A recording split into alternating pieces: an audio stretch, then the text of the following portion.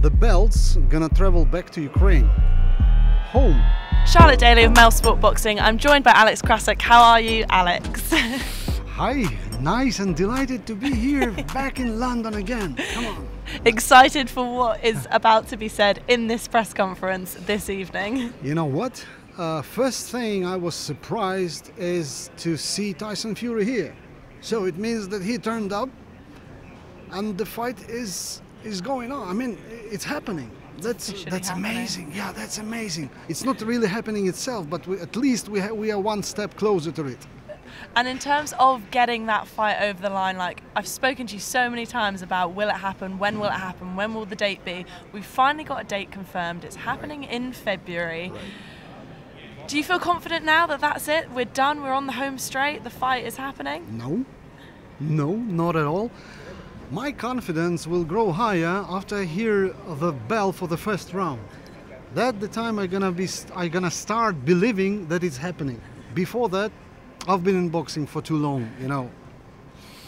I have, let's say, I have expectations and hopes, but in reality, I have to stay like very critical.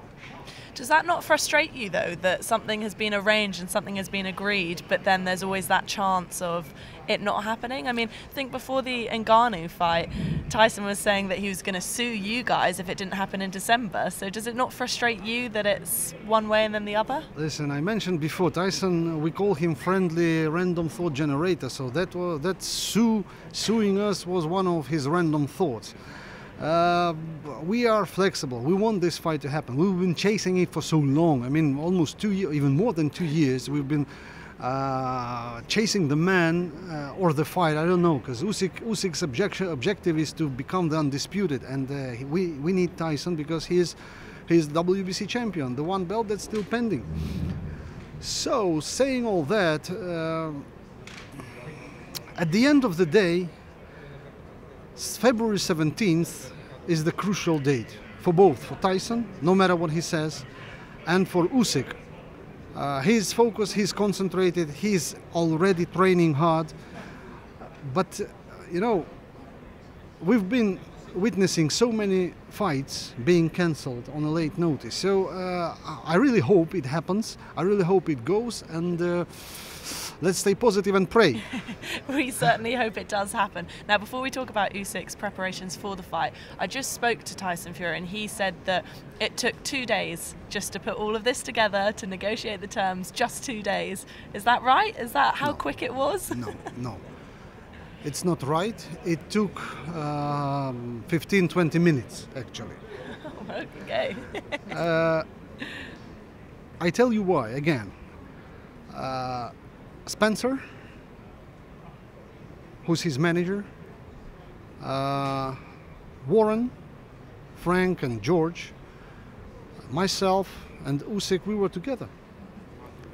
Tyson was not with us, so we settled the date, and with people from Saudi, with His Excellency and Dr. Akan, we just tried to be very cooperative. We realized that December 23rd is not possible because the guy got beaten, severely beaten in the ring. So if we insist, it doesn't mean anything, it brings no positive, and it's not constructive position, you know. That's why, okay, so there were a couple dates under discussion. We fixed the one, they made some changes in other schedules, and here we go now. I hope we go here or there or in the ring on the 17th. And picking the 17th, you said that there were a few other dates. What made you go with that? Was that because you were factoring in training camps, or was it the availability of the venue, or what was the reason? Okay, so we had 2 dates, February 17th and February 24th. February 24th, the invasion to Ukraine started 2 years ago. That's why this date was crucially negative. That's why we could not accept it. So 17th is a good date, is a good number. If you see the number 17 always appears on Usyk's outfit, and it means a lot. It's his day of his birth and day of birth of Muhammad Ali. So that's a good date. It's a good omen then heading into the fight. Right. Now, obviously Usyk got into the ring after Tyson Fury's fight with Francis Ngannou. It was a bit of an awkward exchange because Tyson was flat. How did Usyk find it? What did he say about that experience within the ring? Usyk finds him every time the same.